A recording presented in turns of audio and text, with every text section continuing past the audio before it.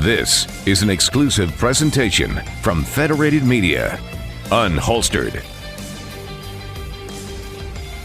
It is that time of year again, festival season, as the summer officially kicks off in just a couple of weeks. So if you are just tuning in, that's what it's all about here on Unholstered. My name is Kayla Blakesley, and I'm just one of your hosts. Good morning, everyone. My name is Sophia Rosales-Scatina. I am a captain with the Fort Wayne Police Department. Welcome back to Unholstered. So this show is all about telling and sharing the stories that don't often get told when it comes to law enforcement. Obviously, Sophia represents the local law enforcement side of things. I represent the local media side of things, and together we have joined forces to put forward Unholstered. If you've missed any previous episodes of Unholstered, you can actually download the podcast because, yes, we have one of those as well. So you can find the Unholstered podcast anywhere you can find podcasts and download any of our episodes there. But Sophia, what a timely topic of conversation here. I know I mentioned it. Yes, it's festival season that we're about to roll into. In fact, going on this weekend is German Fest here in our neck of the woods. But on top of that, on top of festival season, I know we're going to kind of get into these active shooter situations that can potentially occur. And I think that's important because here also in our neck of the woods, we've recently had a couple of active shooter situations. We've had one at our mall recently. We've actually had a couple there. We had one at a local Kroger nearby, not too far actually here from the studio not too long ago. So I was hoping we could kind of encompass these all together and talk specifically about, a citizen's response to an active shooter. Right. So we've had a couple incidents. I wouldn't label them all when an actual active shooter. Okay, that was going to be one of my questions. People involved in an altercation. They pulled out guns and were shooting at each other. They weren't going around trying to shoot people. They were just shooting each other. Now, someone did get shot because of their criminal recklessness, but their intent weren't to shoot people in the mall. But this is actually where I wanted to start. This is perfect, Sophia.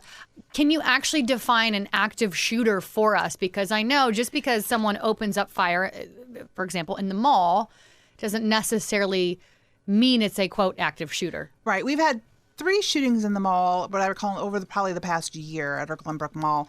And none of those have actually been active shooters. They've been people involved in altercations with other people that have pulled out guns and fired shots. Some people have gotten injured by that, but, thankfully, it's been very few. One's too many, but I can be thankful that it wasn't a lot of people. Their intent weren't to go around the mall shooting people. Their intent were to focus on one person that they had issues with. In all 3 situations over the last year, and I know we've talked about this specific mall shooting in episodes prior here on Unholstered, but just kind of a quick recap. In the last year, these 3 shootings, they have all been in relation to people having beef with each other, essentially? Altercations inside the mall, yes.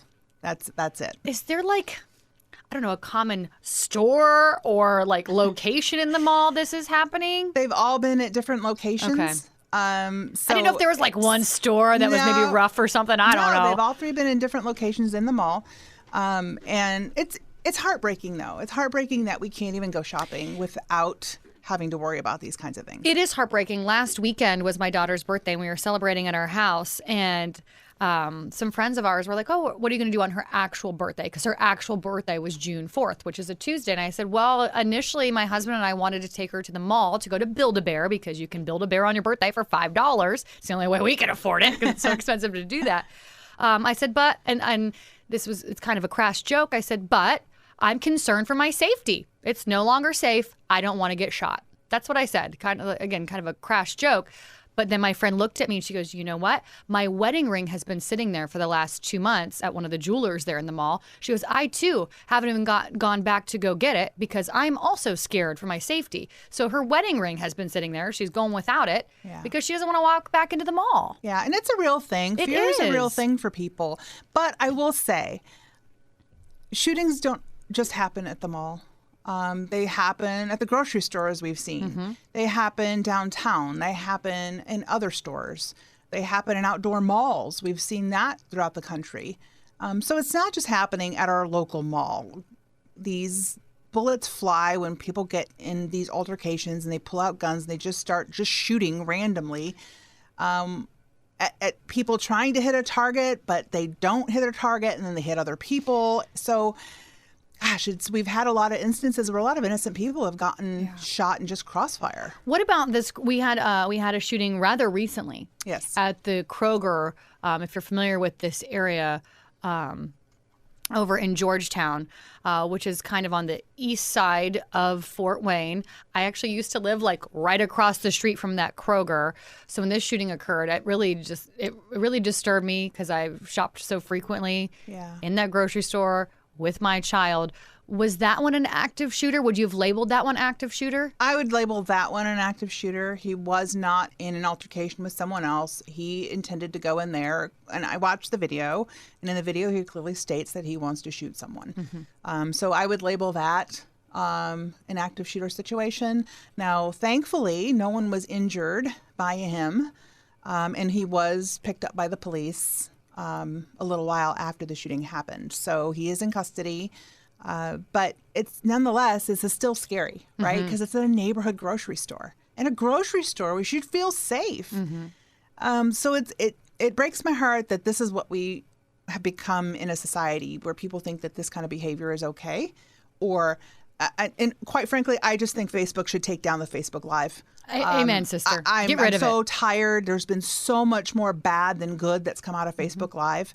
I think that should have been ended at the first time someone was shot at Facebook Live. Yeah, that was years ago. It was several years ago, and Yeah, it you're was a right. reporter, It correct, was. that I remember. It was a news, and I remember the video was horrifying. I watched it, and even if you watch this video of this, I say kid, he was 20, I believe. Yeah, he was younger. The suspect. Facebook living the whole thing in this Kroger and watching it is just bone chilling. Yeah, it's it's very disturbing to watch, even as a law enforcement officer. We deal with these things. Unfortunately, shootings and things like that on a regular basis, but you don't ever get into the mind of someone like you do when they're Facebook living it. So that in and of itself is, like you said, it's bone chilling, even for us to watch. Because we do our best, but we can't be everywhere all the time. It was particularly bone chilling because he walks up to, I believe it was a woman, and you can correct me if I'm wrong here in this video because the video was kind of grainy and shaky. Yeah. I would say maybe 10 yards from this woman, give or take. She had her back to him because she was at the deli counter, just reaching across, talking to the employee behind the counter. And to me, I mean, we all do that, right? Yeah. Like we all... We're not watching Correct, around have us our at backs. the grocery store because we think we're safe in the grocery store. We should be safe in the grocery store. We should be safe walking in a neighborhood.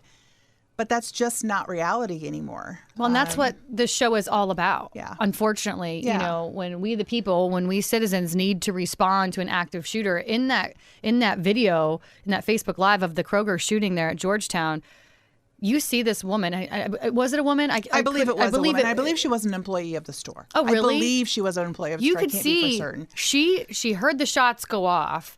She like ducked. You can see her kind of tuck her head into her chin and took off running. Yeah. That's the grace of God right there. It was the crazy really because is. he got off, at least in the video I saw, and I don't know, as police, maybe you had a better video or longer video. He got off, I counted 6 shots in her direction. Yeah. And then the video went black. It went away. I don't know what happened. If he dropped his phone, who knows?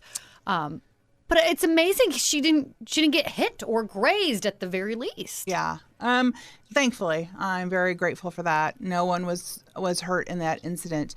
But as you watch that video, you see him walking by people like a mother and a child. Yeah. An older gentleman. He said, "Oh, I'm not." I think he said something to the effect he wasn't going to kill an old man or something like that. Something like that on the video. But you see him walk by people, and you're like, "Oh, what? Why not them?" Yeah. And who knows? Yeah. I mean, not in his mindset, thankfully. But it is scary, and it's scary for everyone. And as we roll into festival season, we just want people to be aware of their surroundings.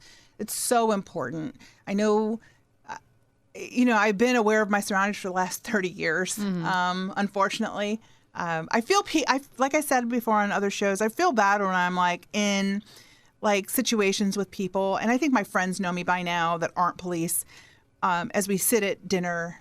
Oh, yes. I learned this about you day one coming in here at the studio. Right. Yeah. You face the door, the entryway. I look where the exits are. I look, okay, where's the escape routes? And I do this all just automatically. But at the same time, when I'm sitting eating dinner, I'm listening to my people when they talk to me. but it doesn't look like it because my eyes are always shooting up at everybody walking through the door. I'm checking people out, checking different areas of where I'm at. It's second nature to me at this point. You're not programmed that way. And it doesn't turn off for me. When I'm in my personal space, it doesn't turn off. I just always would consider myself hypervigilant. And that's just the nature of the beast of policing, I think. So when you say, though, your average citizen, because I am not you, Sophia, and I will let you sit wherever you want in this room because I feel the most safe when you're here in this building. But for your average citizen who's going to the festival or going to the mall, going to Build-A-Bear, going to buy some groceries, when you say be aware of your surroundings, what does that mean? It means exactly that. Where are you? Where are your exits? Where's a safe place if something should happen? Where's a safe place for you to go? It always is like when I'm looking at places, I sit like at a concert hall or I go to the Clyde Theater or the Embassy Theater, right? You look at the bright signs that say exit doors. Okay, where are they? And where's my seat in proximity to that? How far am I going to have to run for that? If I can't make it to that door, where can I duck down for cover? Where can I duck down so if someone starts shooting my way, I'm a little more protected than I am in the open? So I always look for those kinds of things. And in lieu of that, but I always carry too. So I always have a gun. I didn't always used to carry a gun everywhere I went, but man, that has changed probably in the last 10 to 15 years. I now carry just about everywhere I can carry. When I go on vacation, obviously, you can check a bag on a plane. And if I'm going for police stuff, I will. But normally I try not to. And a lot of the places I've gone, you're not allowed to carry. I went to Mexico. I'm not allowed to carry firearms in there. So that's kind of like, it's very uncomfortable for me for the week. It really, I went to this. It's like getting in a car and not putting on your seatbelt. Yeah. Almost. I mean, I went to this resort and all I'm thinking of, okay, if someone comes to take over this resort and I hear gunshots, what am I going to do? I was thinking about that while I'm on vacation. Yeah. How horrible is that? Well, I was going to say, your nervous system must be in hyperdrive all the time. I mean, all the time. I'm even sitting here listening to you talk about the Clyde and the Embassy, and I was just at a concert there at the Embassy not too long ago, and I can tell you what, I did not look around for my exit signs. I did not look around for my quickest escape route. And now I'm like, oh, geez, I messed that one up, Yeah, and, it's just a matter of just trying to be better, right? You don't have to be perfect. You just try to be better.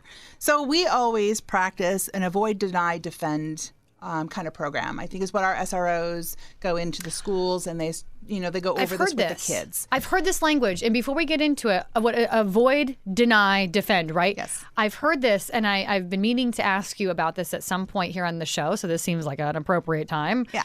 I thought it was run, fight, hide. It's the same thing. The thing vernacular changed because you can't always run, so maybe you just are able to avoid. Deny, fight and defend, kind of similar. Yeah, it's one of those things where I think it's just semantics. Okay. It's the same thing when I hear ADD. Not that ADD, but avoid, deny, defend. It's the same kind of thing. Run, hide, fight. Yeah. Okay. Yep. Same thing. So basically, the first thing you're going to do is you want to call 911 when you're in a safe location. And you want to provide as much information as you can. If you've seen the shooter, what are they wearing? What do they look like? Male, female, white, black, Hispanic, Asian, black hair, brown hair, gray sweatshirt on, blue sweatshirt on, how tall are they? How big are they? Is it just one person? Because, we want to get as much information as we can. Because then dispatch will relay that to officers. And understand that dispatch is going to ask you a lot of questions. So please try not to get frustrated. We know you're in this bad situation, but we're trying to get the information from you so we can come in guns a-blazing and help, okay? So if you don't know something, don't guess. Just say, I don't know. Don't try and make it up, or if you're not definitively sure, like, hey, it was a black sweatshirt. If you don't know for sure, then just say, I think it was black, but I'm not sure. I'm not going to guess, because, we're going to assume the bad guy's with the black sweatshirt. So, that's the information we're going to go on. And the description, like I said, start with the head going down to the feet. color of hair, color of skin, male, female, what kind of gun. Is it a big long gun? Is it a small handgun? You don't have to know your guns. Just say, no, it's small, it's right in their hand, or no, they're having to hold it with 2 hands. It's a big long gun. Big difference for us in what kind of firepower we're going against. Okay, so then we want to avoid. But that all starts with situational awareness, just like we were talking. Right, what we were talking about. Be aware of your surroundings and who is around you. That gentleman in Kroger, from what I understand and what I could see in the video, he was holding that gun. Yes, he was. People just weren't observant to it. The manner of which they were walking with purpose, right? Most people in the grocery stores are looking around like, oh, what's on sale? They're pushing a cart. They're not walking with definitive purpose, Man, that's such a good point. You're right. And you can tell even just the way the phone is moving that he was moving with purpose. I'm not that purposeful when I'm going to get some milk. Me neither. I'm just kind of walking in. I'm like, oh, what else can I get? Oh, digital coupons for the strawberries today. Okay, I'm in. Can I get some Twinkies with those milk? Are they on sale? Yeah. You're just looking around. You're not like that steadfast going for your target. Right. So that should have been a cue. And that's just a red flag. It doesn't mean someone is or isn't. It's just something to be aware of. All right. So don't hesitate to leave your surroundings if it does not look safe. Like I said, if you are in an open area, find somewhere where you're behind something. Yeah. It's going to help you stay safer. And I don't know what it is, but most people, and I've seen shooting videos, shootout videos, all that kind of stuff, and most people can't distinguish in their minds at the time things are going on between concealment and cover. Concealment means you're just hiding behind something like a bush. It's not really going to stop anything. No. But in their mind, you're hiding behind there. Most people aren't shooting through the bush because, I don't know, in your mind you're thinking, oh, it's not going to go through there. They're hiding they're behind something. Right. Where cover is something that they're not going to be able to shoot through. Rubber tires, maybe. Yeah, an engine block. Yeah. Those kinds of things. Or a big brick wall, something like that. What about, Sophia, I've heard this before, not to totally get off topic, but I'm thinking about being in the Kroger or Walmart or whatever. I have heard, like taking cover behind bottles of water, that the water potentially could stop. It could potentially, yeah, because it has to go through several, and water's one of those things that they use in sometimes in gun simulations. Yeah, when they're I've seen that because it slows the bullet down. I feel like you see those John Wick videos, and Yeah. he like dives in the water, and all these bullets are going like 12 feet deep, and I'm like, no, that doesn't happen. I mean, it still goes through the water. Don't get me wrong, and you probably still will get shot if you're hiding behind that and someone decides to shoot through the water. But it will be less of an impact of a force going into your body. Now, could it still be deadly? Absolutely. But I'd rather have that than just being out in the open. Yeah. Right? Yep. So exit from the closest and safest exit. So if my exit is like 2 feet away from me, but like a window is 2 feet away from me and I can get through that window, but there's a door 15 feet away, to go through the window. Go to the window, yeah. Go to the window and look for alternatives rather than doors, because there may be a big window. Break it. Nobody cares. Yeah. If you have to break a window in someone else's property to get out from someone shooting, break the window. But what about, in a Kroger, again, you've got all these aisles, you hear the shots, but you have no idea where the shooter is. Maybe he's running around on foot like a crazy person. Right. And those shots are going to sound like firecrackers. Yeah. They're going to sound like someone is shooting off a bunch of firecrackers, because that's what it sounds like. And I'm telling you, when you're in the moment, because I've been in this moment, when someone's shooting at you, everything feels like it's in slow motion. It feels like you're just moving like you would. Did I just hear that? Yeah. TV, was that firecrackers? If you hear anything like that inside of a building, just go.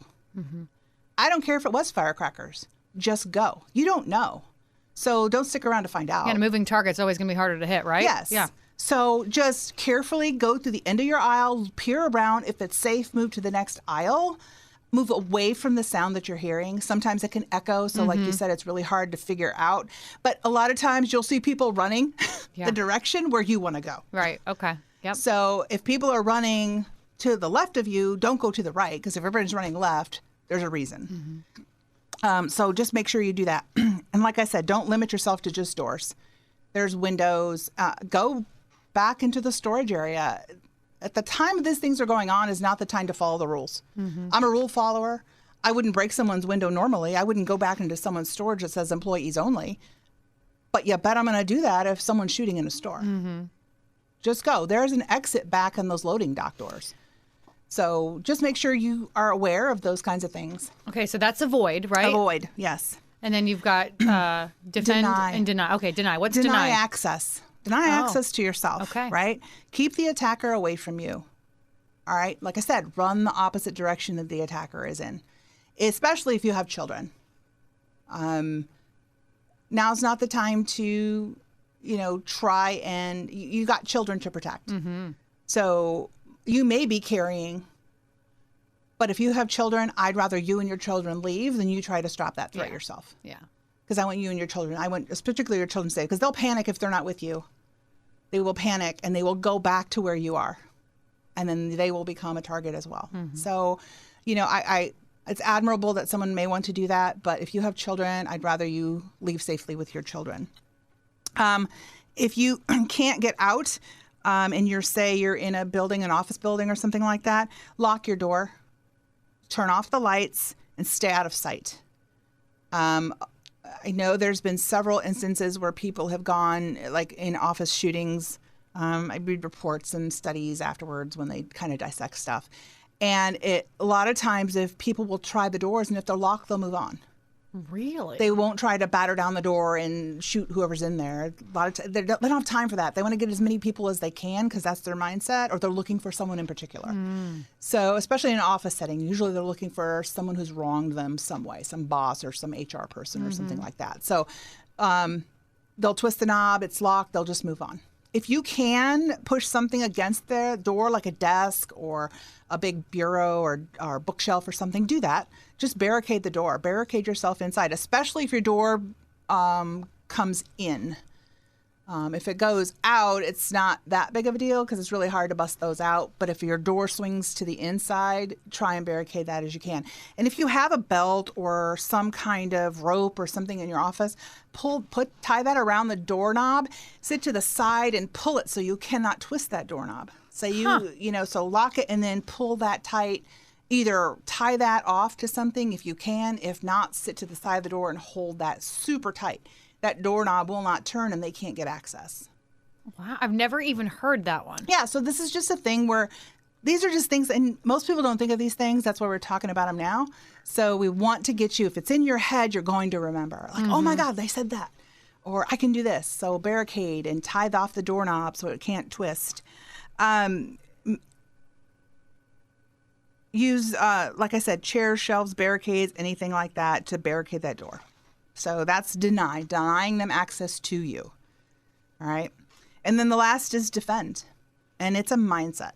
Fight like hell if you need to. Yeah, absolutely. You are going to fight as if your life depends on it because it does. All right. So I don't care if you have to pick up a chair. I mean, if this is all you got, then fight with the chair. Yeah. Can a gun get through a chair? Absolutely. But you know what? It's the last thing I got. I'm not going to sit there dying and let you kill me. Right. You're going to have to fight for it. Yep. And chances are a lot of people, when you go up against an attacker, they kind of stop. Everybody cowers, and that's what they want. They want to feel that power. But when someone stands up to them, that's when they start to shrink. Yeah, and who knows? Maybe you'll knock the gun out of their hand or cause the gun to pick jam. up a bottle of yams. Yep, whatever you got. If that's all you got, and start pelting them. Yeah. If it's all you have, it's all you have. Be aggressive and do not quit. And fight until they quit or they stop shooting. One of the two. And just remember, you're not helpless. You're not helpless in those situations. Everything you do matters, and you matter. So, like you said, fight like hell, because you have people who love you. Really quick, Sophia, because we're up against a clock. I mean, same advice. I think it is a little bit different when you think about a festival, though, right? Because there's not as much Oh, you got trees, around. but you've got trees, and most festivals are open area. So you've got trees, you've got probably vehicles or some kind of trailers or something like that you can hide until you can move to where a safe area where it is. But like I said, always know where you are. And if I you're think going that's to great festivals, advice going into festival season here. especially if you're going to another town where you're not familiar. So just walk around a little bit or drive around, look at the festival, see where the exits are, see where the sidewalks go. Go into the river, jump into the river if you have to. You know, just get away from what is the problem. And wishing to win is not enough. Yeah. Have a plan. Yeah, have a plan. Yep. Have a plan. Really great stuff. So say the last three again really quick. Avoid, what is it? Avoid, deny, defend. Avoid the situation entirely by your situational awareness, all right? And get away from whoever it is that's causing all these issues, shooting with a gun, with a knife, it doesn't matter. Deny access to you. Get behind a locked door, barricade the door, strap the door, make sure you lock the door. Just deny them access to you. And the last is if you've tried those both and they have both failed, then you have to defend. You have to fight and do whatever means necessary. Your life is on the line. Does not matter what you do at that point. I don't care what you do to defend yourself. If someone's shooting or trying to stab you, man, all rules are off. Yeah. It's a street fight. I'll bite off their ear. I'll bite off their nose. I'll do whatever it takes. But just defend yourself. We have talked about this before. I don't think we've ever touched on all of this quite this in depth before. So I would encourage folks, if you still want more, you want to hear more, Sophia and I have talked about these active shooter situations in episodes previous of Unholstered. So you can download those anywhere you download a podcast. Just search for Unholstered. Your town, your team, your topics. This is Unholstered. Thanks for listening to Unholstered. Be sure to subscribe on Spotify, Apple, Google Play, or wherever you listen to podcasts. Just search Unholstered.